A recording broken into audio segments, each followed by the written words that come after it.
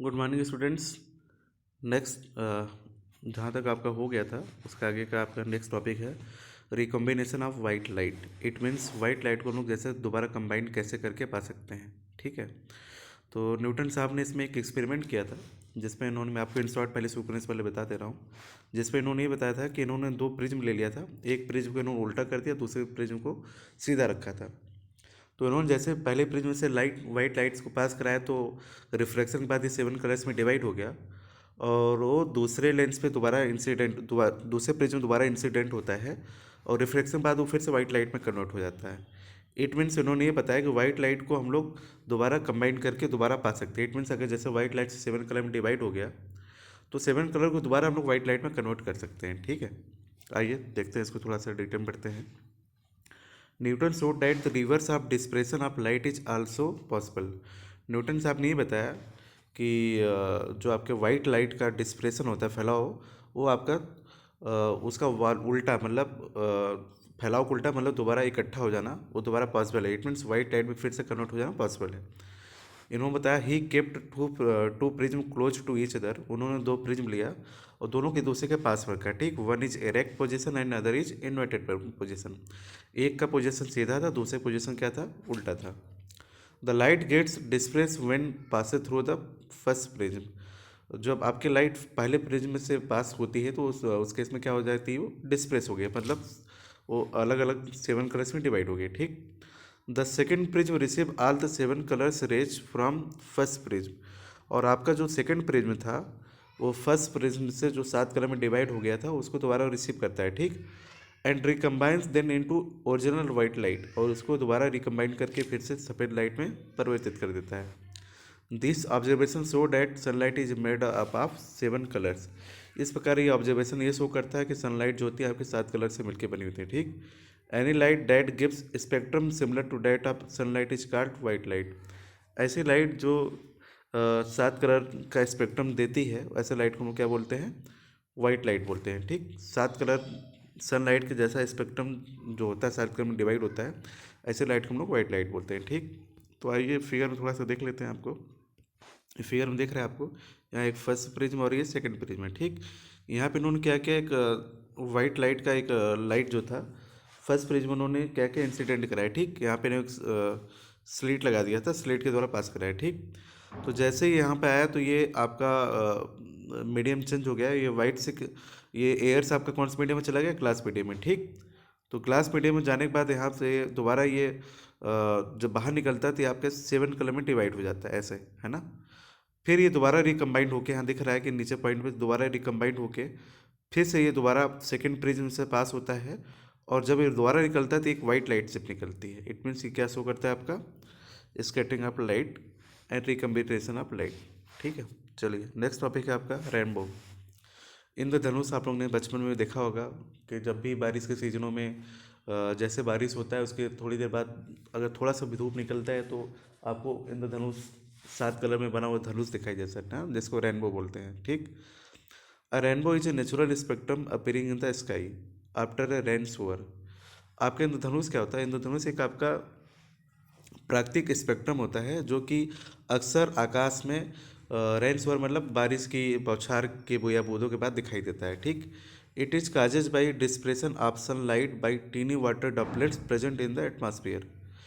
इसका मेन कारण ये होता है कि आकाश में जब सन लाइट जो होती है आपकी, सन की जो लाइट होती है जब वो फैलती है तो वाटर ड्रॉपलेट्स जो होती हैं, जो छोटी छोटी वर्षा की बूंदें होती हैं, उसी के कारण ये आपका डिस्प्रेशन दिखाई देता है ना।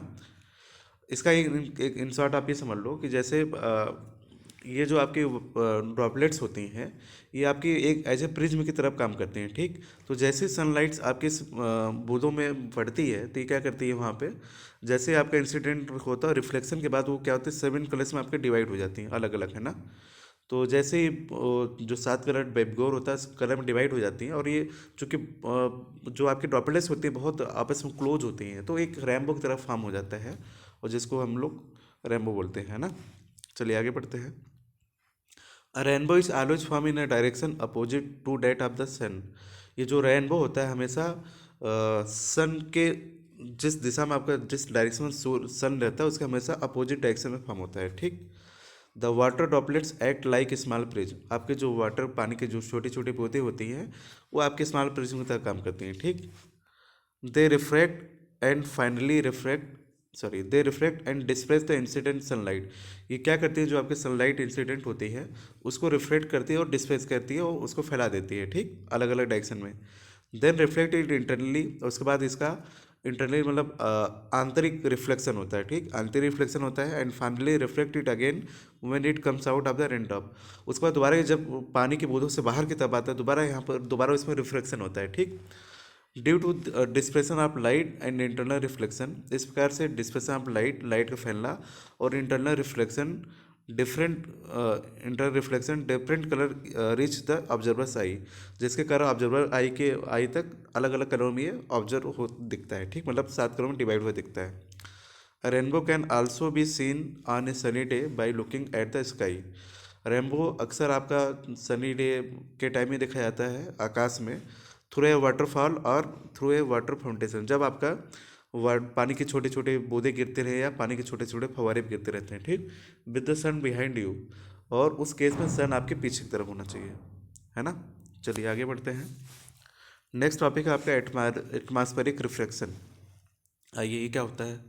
The earth is atmosphere is not uniform through out, हम लोग जानते हैं कि अर्थ एटमॉस्फेयर जो होता है अपने अर्थ का जो वातावरण है वो सब जगह क्या है, यूनिफॉर्म नहीं है, सब जगह एक जैसा नहीं है। Its density goes on changing as we move up और डाउन, इसकी जो डेंसिटी हम जब ऊपर या नीचे की तरफ मूव करते हैं तो इसकी डेंसिटी हमेशा चेंज होती रहती है, ठीक। It can be consider to be consisting of layers of different densities, it can be consider to be consisting of layers of different, हाँ, इसमें क्या होता है, ये ऐसा कंसीडर किया जाता है जिसमें आपके अलग अलग लेयर्स जो होती हैं, अलग अलग परत जो होती हैं, अलग अलग डेंसिटीज, अलग अलग घनत्व की होती हैं, ठीक, which act as a rare और denser medium with respect to each other, जो कि आपस में एक दूसरे के लिए रेयर और डेंसर मीडियम की तरफ काम करता है, ठीक। रेयर और डेंसर मीडियम आपको शुरुआत में लाइट चैप्टर में पढ़ाया गया था, है ना, उसी कंसेप्ट की बात कर रहा है। Due to this when the light rays pass through the earth's atmosphere there undergo refraction, इसी कारण जब भी आपका लाइट रेज अर्थ सरफेस के वातावरण में इंटर करती है उस केस में क्या होती है, दे अंडरगो रिफ्लेक्शन, वहाँ पे क्या होता है, आपका रिफ्लेक्शन हो जाता है लाइट, ठीक। The reflection of light cause by these layers is called atmospheric reflection, ये जो रिफ्लेक्शन ऑफ लाइट जो होता है रिफ्लेक्शन ऑफ लाइट जिसका कारण होता है आपका लेयर्स, इन लेयर्स के कारण जो रिफ्लेक्शन ऑफ लाइट होता है इसको हम लोग क्या बोलते हैं, एटमॉस्फेरिक रिफ्लेक्शन। चलिए आगे बढ़ते हैं।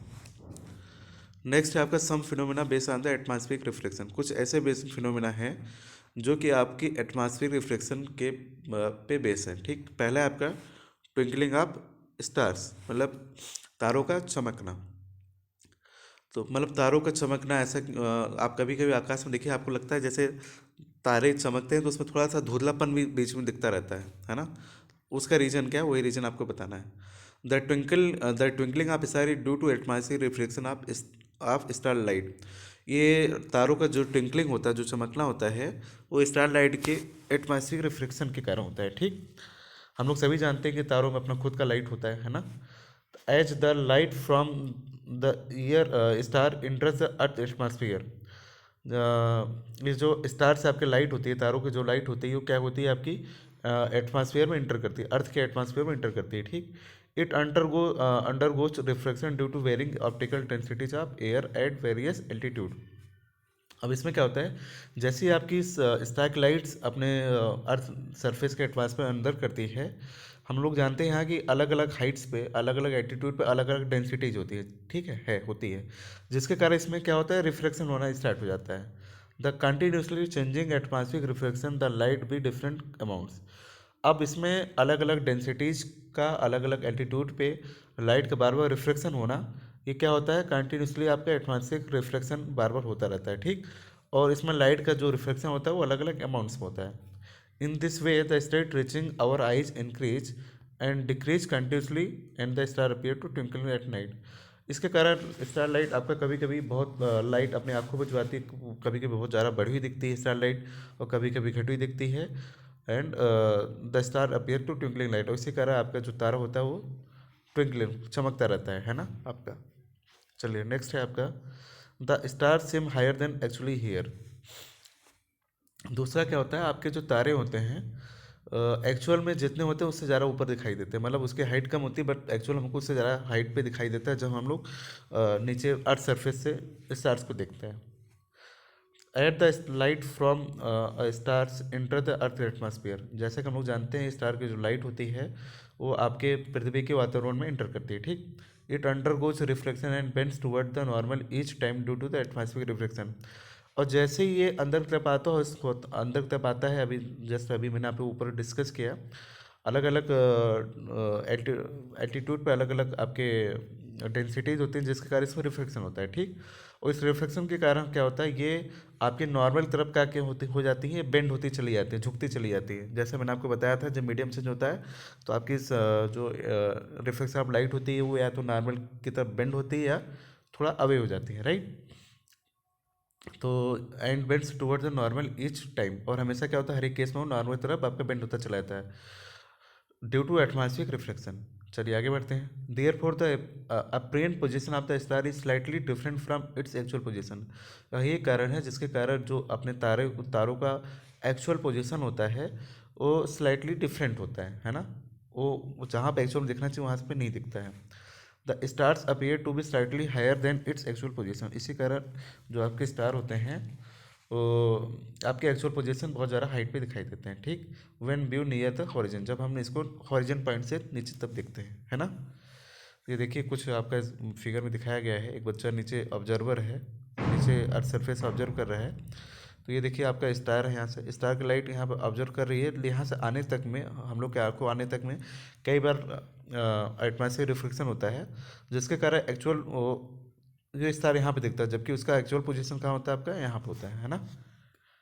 तो ये क्या हो गया आपका star position due to atmospheric reflection हो गया। चलिए आगे बढ़ते हैं। नेक्स्ट है आपका प्लैनेट्स डू नॉट ट्विंकल। आपका जो प्लैनेट्स होता है वो क्यों नहीं चमकता, इसका भी मच रीज़न यही है। इसमें क्या होता है कि प्लैनेट्स जो होते हैं आपके अर्थ सरफेस से बहुत पास में होते हैं, बहुत पास होने के कारण इसमें रिफ्लेक्शन बहुत ज़्यादा नहीं होता है, इसलिए बहुत प्लैनेट डू नॉट ट्विंकल, इसलिए क्या होते हैं आपको टिमटिमाते हुए नहीं दिखते हैं, वो कांस्टेंट दिखाई देते हैं, ठीक है। फिर भी डिस्कस कर लेते हैं। As planets are of larger size and much closer to the earth. हम लोग जानते हैं जो प्लैनेट्स होते हैं साइज में बहुत बड़े होते हैं और अपने आंखों के बहुत पास, अपने अर्थ सरफेस के बहुत पास में होते हैं, ठीक। Then stars they can be considered as a collection of large number of the point size source of light. इसी कारण से आपके जो तारे होते हैं वो उसमें जो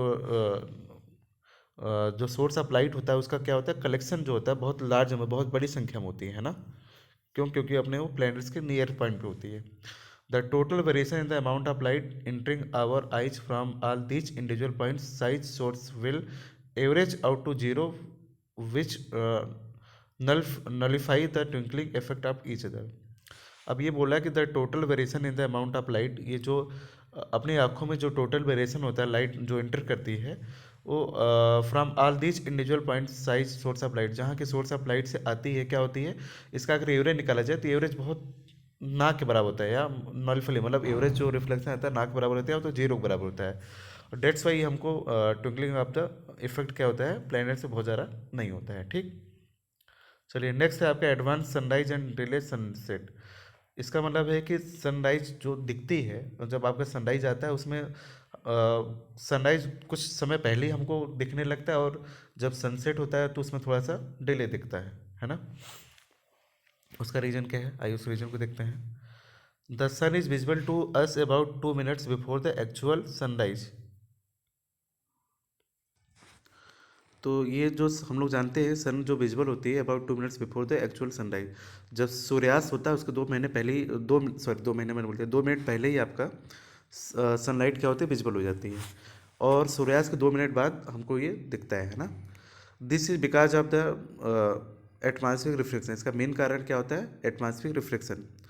when the sun is slightly below the horizon, जब आपका सन जो है हॉरिजन के नीचे हो, जस्ट स्लाइटली मतलब जस्ट नीचे की तरफ हो, स्लाइटली नीचे बिलो साइड हो, the sunlight coming from the less dense to more dense. उस केस में जो आपकी सनलाइट होती है लेस डेंसिटी से मोर डेंसिटी के एयर में इंटर करती है, जिसके कारण वहाँ पे रिफ्लेक्शन होता है, इट रिफ्लेक्ट डाउनवर्ड्स, और ये रिफ्लेक्शन किधर होता है, नीचे की तरफ होता है, डाउनवर्ड से, ठीक। Because of this the sun appears to be raise above the horizon, इसी के कारण सन हमको जो होता है हॉरिजन के अप साइड, ऊपर की साइड दिखा क्या होता है, रेज होता हुआ दिखता है, ठीक। और इसका कारण क्या होता है, हमको 2 मिनट पहले वो दिख दिख जाता है ना। And so the sun can be seen about 2 minutes before actual sunrise, ठीक। आगे बढ़िए। Similarly due to atmospheric reflection, अगर हम इसी प्रकार से देखा जाए एटमॉस्फेरिक रिफ्लेक्शन के कारण the sun can be seen about 2 minutes ever after the sun has set below horizon, और इसी के कारण जब आपका सूर्य अस्त होता है, सूर्योदय और सूर्यास्त के, हाँ अभी सूर्यास्त की बात कर रहे हैं हम लोग, जब आपका सूर्य अस्त होता है उस केस में क्या होता है आपका, ये हॉरिजन के नीचे चला जाता है, हॉरिजन लाइट्स के नीचे चला जाता है, और इसके कारण हमको क्या होता है 2 मिनट पहले 2 मिनट बाद तक ये हमको सूर्यास्त के बाद भी दिखता रहता है, राइट। तो आइए थोड़ा सा फिगर में हम लोग देख लेते हैं। ये देखिए आपका, ये दिख रहा है आपको यहाँ पे ऑब्जर्वर ऑन अर्थ, ऑब्जर्वर अर्थ पे है, और ये जो आपका दिख रहा है ये जो लाइट गई है हॉरिजन लाइट है, राइट। तो यहाँ पे सन इज इन अबव हॉरिजन, जब हम सूर्योदय के केस में क्या बोल रहे थे आपका, ये जो आपका सूर्योदय हो रहा है उसमें क्या हो रहा है, हॉरिजन के अप साइड हो रहा है, ठीक। तो इस केस में क्या हो रहा है, जबकि एक्चुअल में सन आपका यहाँ पे था, है ना, सन एक्चुअल पोजीशन यहाँ था, लेकिन क्या हो रहा है ये हॉरिजन लाइन के ऊपर साइड जा रहा है, इस कारण क्या होता है ये हमको 2 मिनट पहले ही सूर्योदय के टाइम पे दिख जाता है, ठीक। और ये नेक्स्ट केस में जब आपका ये हॉरिजन के नीचे चला जाता है एक्चुअल में, जब सूर्यास्त होता है उस केस में क्या होता है, इसी कारण हमको क्या होता है सूर्यास्त के बाद भी वो 2 मिनट तक दिखता रहता है और नीचे साइड आ जाता है ना। यही बेसिक रीजन है सूर्योदय और सूर्यास्त का, जो कि 2 मिनट पहले हमको अपीयर होता है। नेक्स्ट है आपका स्कैटरिंग ऑफ लाइट, लाइट का फैल जाना, ठीक। तो इसको भी देख लेते हैं। The reflection of light from an object in all direction is called scattering of light. किसी ऑब्जेक्ट से लाइट का अलग अलग दिशाओं में, अलग अलग डायरेक्शन में रिफ्लेक्शन फैल जाना क्या होता है आपका, रिफ्लेक्शन जो तो क्या होता है स्कैटरिंग ऑफ लाइट होता है, ठीक। The colour of scattered light depends on the size of scattering particles and wavelength of light. किसी स्कैटर्ड लाइट का जो कलर होता है वो उसके स्कैटरिंग का वो किस पे डिपेंड करता है, वो आपके स्कैटरिंग पार्टिकल्स और वेवलेंथ पे डिपेंड करता है, ठीक। It means the colour of scattered light, कोई लाइट कितना ज़्यादा स्कैटर्ड करेगा वो 2 चीज़ पे डिपेंड करेगा, एक तो ये कि स्कैटरिंग पार्टिकल्स क्या है, दूसरा वो उस लाइट की वेवलेंथ क्या है ना। Very fine particles scatter mainly blue light, ठीक। सबसे बारीकली देखा जाए तो आपका ब्लू लाइट सबसे पहले क्या होती है आपकी स्कैटर्ड होती है, while particles of larger size scatter light of longer wavelength red light. जबकि रेड लाइट के केस में क्या होता है, इसका स्कैटर लाइट जो होता है वो ज़्यादा होता है, क्योंकि इसकी वेवलेंथ ज़्यादा होती है और लार्जर साइज का होता है, ठीक है। इसी प्रकार से आपका वाइट लाइट का भी होता है, आप लोग इसको देख लीजिएगा। नीचे एक फार्मूला दिया है, scattering is inversely proportional to 1/λ⁴ दिख रहा है। तो ये λ⁴ क्या है यहाँ पे, यहाँ लैम्डा क्या है आपका, यहाँ पे लैम्डा आपका वेवलेंथ ऑफ द लाइट है ना। ये जो लैम्डा दिख रहा है आपका यहाँ पे क्या दिख रहा है, वेवलेंथ ऑफ द लाइट है, ठीक। इस इट मीन्स कि किसी भी लाइट का वेवलेंथ जितना ज़्यादा होगा, है ना, अब पावर 4 में आप इमेजिन करिएगा, इन्वर्सली मतलब उल्टा होता है। अगर आपका वेवलेंथ इधर क्या होगा, बढ़ेगा तो स्कैटरिंग घटेगा, और अगर वेवलेंथ अगर आपका घटेगा तो आपका स्कैटरिंग बढ़ेगा, ठीक। और दूसरा है scattering is proportional to d⁻⁶। अब यहाँ पे d क्या है, डायमीटर ऑफ द पार्टिकल्स है, ठीक है। चलिए आगे बढ़ते हैं। अब देखिए इसमें आपको पढ़ना है कुछ some phenomena based on the scattering of light, कुछ ऐसे फिनोमेना होती हैं जो कि आपकी स्कैटरिंग ऑफ लाइट पे बेस होती हैं। इसमें एक टिंडल इफेक्ट, दूसरा एक है वो आपका स्काई इज ब्लू, आपका आकाश नीला क्यों दिखता है, और तीसरा है आपका colour of the sun at sunrise and sunset. आपका जब सूर्योदय होता है और सूर्यास्त होता है उस समय आपका कलर जो होता है आपका रेडिश कलर या जो भी कलर होता है वो ऐसा क्यों होता है, वो कलर आपको देखना है, स्कैटरिंग ऑफ द लाइट के कारण होता है, ठीक है।